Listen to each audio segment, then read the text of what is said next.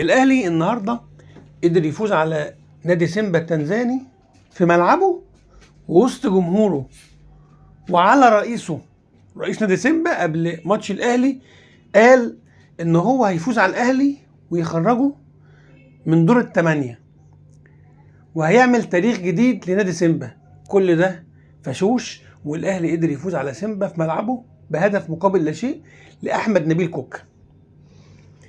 الاهلي عرف يفوز على الماتش بخبرات لاعبيه وكسبوا سيمبا باقل مجهود، وبرضه كان في تألق للحارس مصطفى شوبير، طلع كور كتير صعبة وكان مركز طول الماتش. لكن الجول الأول من عرضية من محمد هاني، عرضية سيئة جدا. يعني محمد هاني رقص مدافع سيمبا كويس وراح رافع العرضية. يعني انت عملت الصعب اللي هي الترقيصة.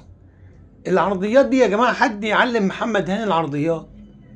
الراجل قرب يعتزل ولغاية النهارده مش عارف يعمل عرضية، ولولا يعني توفيق ربنا والكرة وصلت لاحمد نبيل كوكا وشاطها ما كانش الهدف الاول هيحرز. تمام. سيمبا التنزاني النهارده ما كانش فريق وحش وراح على الاهلي بهجمات كتير. مصطفى شوبير شال وفي رعونه من مهاجمين سيمبا فضيعوا فرص، لكن سيمبا فريق مش وحش. النهارده سبب فوز الاهلي هو نص ملعبه ودفاعه والحارس المرمى. قدروا يخلوا الماتش انتصار للاهلي، وقدروا في اوقات يهدوا الريتم واوقات يسرعوا الريتم على حسب ما الماتش محتاج.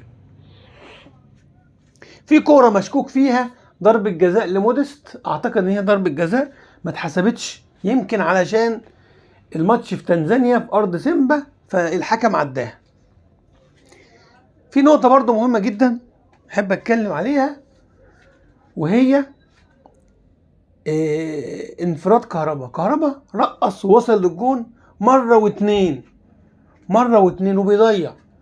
كهربا بدأ يرجع لكهربا بتاع زمان، هو تقريبا دفع غرامة الزمالك فما عادش عليه فلوس، فبقى يعني ايه ما هوش مضغوط زي الاول، مش عايز يثبت نفسه زي الاول. النهارده انفرادين كهربا بيضيع منهم كورة بطريقة غريبة، راح واقع على الارض والحارس المرمى بتاع سيمبا خد الكرة منه بمنتهى السهولة. كان شكله يعني سيء جدا يقع بالطريقة دي. كهربا هتحط عليه علامة استفهام وهنشوف الفترة الجاية هل مستواه هيسوء ولا هيرجع لمستواه المعروف بتاع كهربا. مبروك للنادي الاهلي، مبروك للاعيبة النادي الاهلي. الفوز النهارده مهم وفاضل اللقاء الثاني في القاهرة، اعتقد انه يبقى سهل والاهلي هيعدي دور الثمانية بسهولة.